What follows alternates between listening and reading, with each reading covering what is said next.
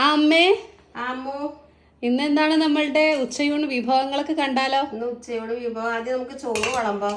പിന്നെ വേറൊന്ന് പറയാനുള്ളത്, ഇന്ന് എല്ലാം മുതിരമയാണ്. അതെ.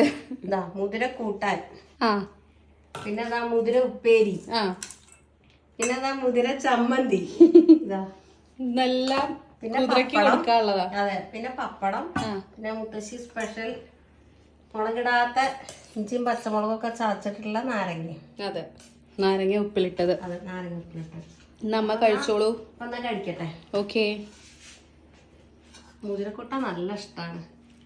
ഒന്നാമത് മഴയത്ത് സത്യാട്ടോ, മുതിരക്കൂട്ടാൻ ഒരു സ്പെഷ്യൽ ടേസ്റ്റാ. മഴക്കാലൊക്കെ ആകുമ്പോ മുതിര നല്ലതുമാണ്, വാദത്തിനൊക്കെ നല്ലതാണ്. കാലുവേദന അങ്ങനെയൊക്കെ ഉണ്ടെങ്കിലൊക്കെ.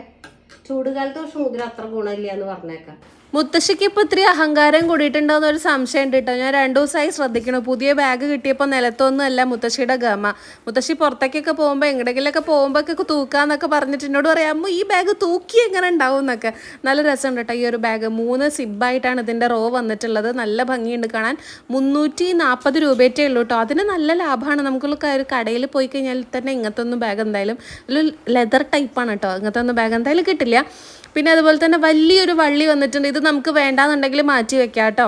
ഹാൻഡ് ബാഗ് ആയിട്ട് നമുക്ക് യൂസ് ചെയ്യാം. ഇപ്പോൾ ടീച്ചേഴ്സ് ആണെങ്കിലും കോളേജ് സ്റ്റുഡൻസ് ഒക്കെ ആണെന്നുണ്ടെങ്കിലും. കണ്ട ഒരു 1000 രൂപയുടെ ഒരു മതിപ്പുള്ള ബാഗ് ആണെങ്കിലും വെറും 340 രൂപയ്ക്കാണ് വാങ്ങിയത്. ലിങ്ക് ഞാൻ ലെഫ്റ്റ് സൈഡിൽ താഴെ ടാഗ് ചെയ്ത് കൊടുത്തേക്കാം.